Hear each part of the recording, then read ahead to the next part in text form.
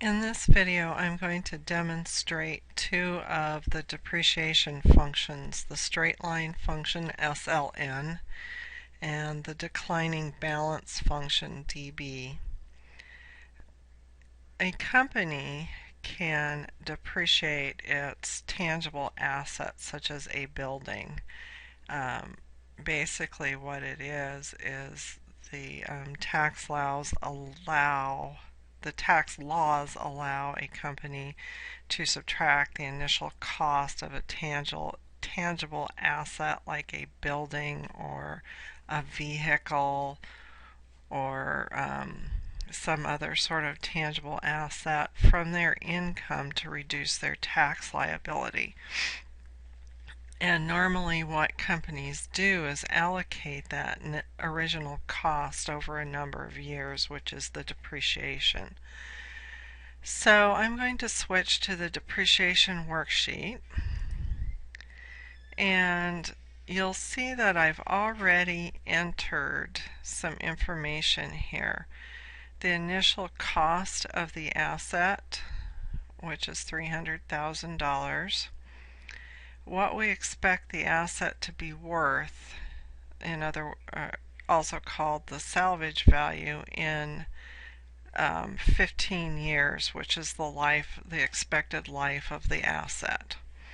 So I need those three items in order to be able to do these depreciation functions. And so the first one here is the straight line function. And if you've taken business math or accounting, you should have done some of these. There are several other methods for calculating depreciation, but we're just going to look at these two. So basically, straight line is like a linear trend. We're going to depreciate the asset by a certain amount each year. So I'm just going to enter equal SLN, which is the straight line function. And you'll see here that I've got my screen tip telling me what the arguments are. And the first one is cost. And I know that I'm going to be copying this function across to column F, so I need to make sure that I make the cell references absolute. The next argument is salvage, which is the salvage value.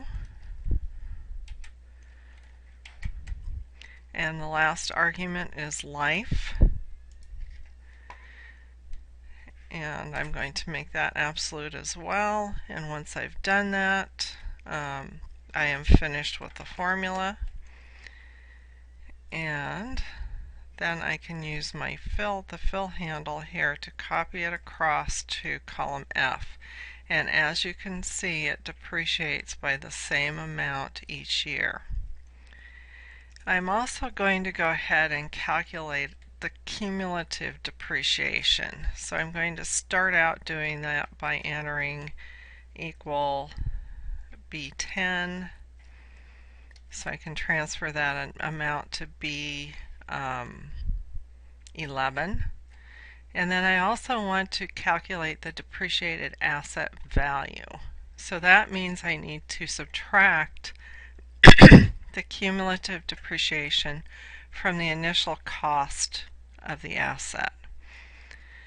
So I'm going to start out with an equal and click on cell B4, which is where the initial cost is stored. Because I know I'm going to copy that formula, I need to make B4 an absolute value or an absolute cell reference. And I'm going to subtract the accumulated depreciation in cell B11. Okay, so I've got this little table started. The next thing I need to do is calculate the accumulated depreciation for year 2. So I'm going to add the preceding year's accumulated depreciation in cell B11. Whoops. to this year's depreciation, which is in cell C10.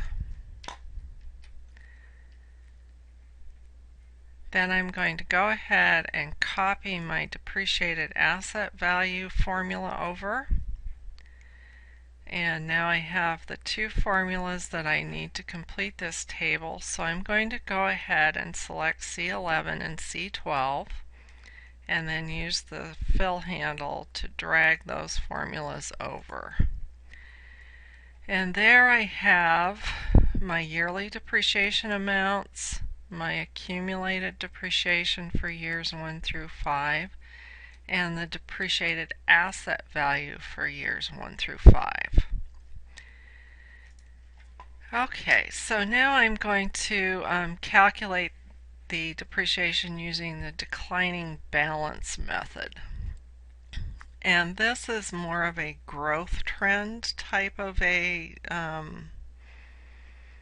depreciation method, because the asset is now depreciating by a set percentage each year rather than a set amount.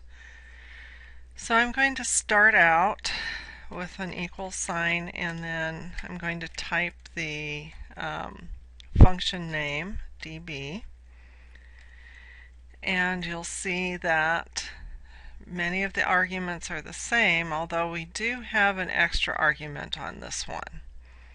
So I'm going to click on cost.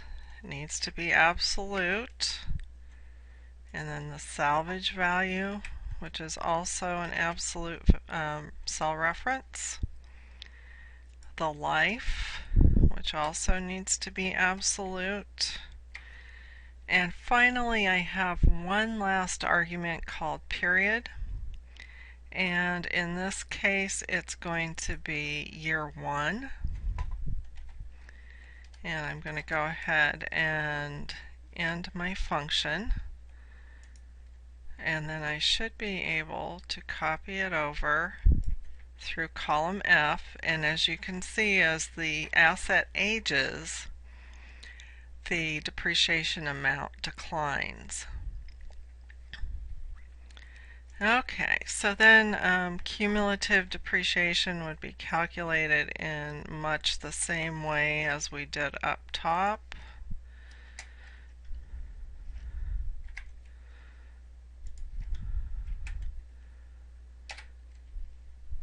So you would go through the formulas to calculate the depreciated asset value, as well as to calculate the accumulated depreciation.